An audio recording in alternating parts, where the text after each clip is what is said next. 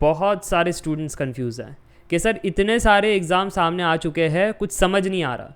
Bell का exam, HPCL, gate, ESC, अब ATC का एग्ज़ाम।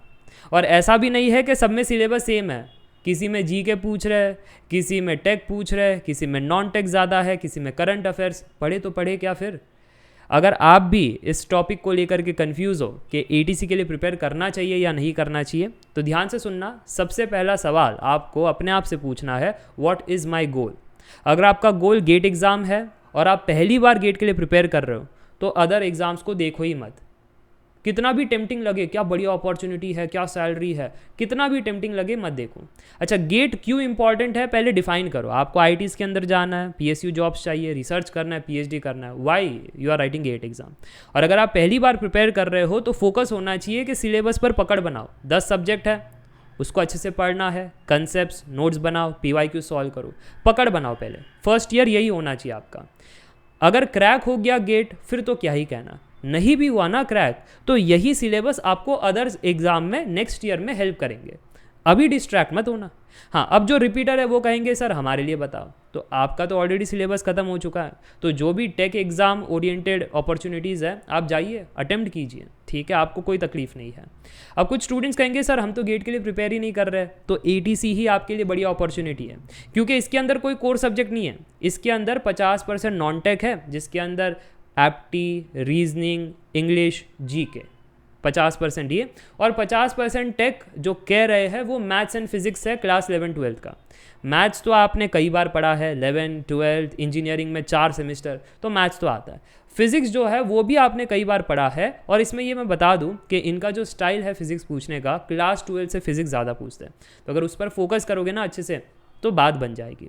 तो मुझे लगता है पहला पॉइंट जो था, किसको एग्ज़ाम लिखना चाहिए किसको नहीं लिखना चाहिए, ये क्लियर हो चुका है, ठीक है। फ्रेशर जो है गेट वाले, अदर अपॉर्चुनिटीज़ को देखना ही नहीं है, ठीक है।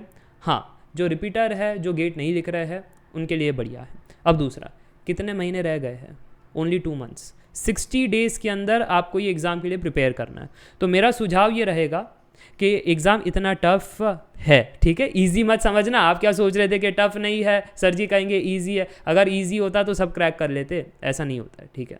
ये एग्ज़ाम टफ है। अब टफ क्यों है, ध्यान से समझना। इसके अंदर कुछ सेक्शंस है जो स्टूडेंट्स इतने अच्छे से सॉल्व नहीं कर पाते। फर्स्ट सेक्शन है GK। अब वो है ना जनरल नॉलेज, ऐसा सवाल है जैसे सचिन तेंदुलकर जी ने भारत रत्न कौन से ईयर में जीता। अब अगर गूगल में डालोगे फटाफट बता देगा।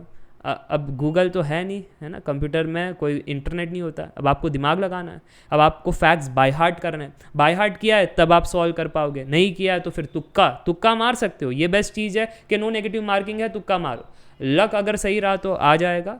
पर इस चीज़ में कोई कॉन्सेप्ट इन्वॉल्व नहीं है। तकलीफ ये है, अगर कॉन्सेप्ट होता तो बढ़िया होता, पर कोई कॉन्सेप्ट नहीं है, सारा कुछ फैक्ट्स है GK में।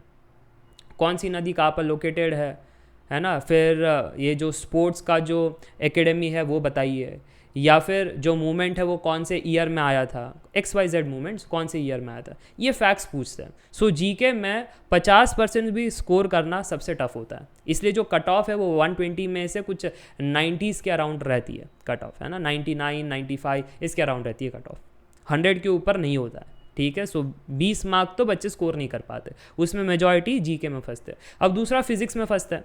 अब फिजिक्स में इसलिए फंसते हैं क्योंकि फिजिक्स अगर आपने कभी भी पढ़ा है तो ढंग से नहीं पढ़ा है, ठीक है। अगर ढंग से पढ़ा होता है तो आपके लिए ईजी है। जो फिजिक्स को प्यार करते हैं, अच्छे से पढ़ा है, उनके लिए सेक्शन ईजी है। बट मेजॉरिटी ने ढंग से नहीं पढ़ा है, इसलिए यहाँ पर भी वो मार खाते हैं, ठीक है। बट मेरा ये कहना है क्लास 12 की फिजिक्स करो, मेजॉरिटी क्वेश्चन उधर से ही पूछे जाते हैं, ठीक है। और इतने भी कोई JEE लेवल के नहीं होते हैं, ये चीज़ आप PYQ से भी चेक कर सकते हो। इसलिए लास्ट 60 डेज में सबसे पहले आपको PYQs देखना है, PYQ से समझना है मेरा कौन सा सेक्शन स्ट्रांग है, कौन सा वीक है। जो स्ट्रांग है वो तो बन ही जाएगा, जो वीक है उसके अंदर आपको देखना है कि कौन सा चैप्टर मेरा वीक है। अगर फिजिक्स देख रहे हो, क्या मेरा एटम्स वीक था, या फिर सेमीकंडक्टर वीक है, या फिर जो इलेक्ट्रोमैग्नेटिज्म है वो वीक है, तो उस हिसाब से पढ़ाई करो, ठीक है।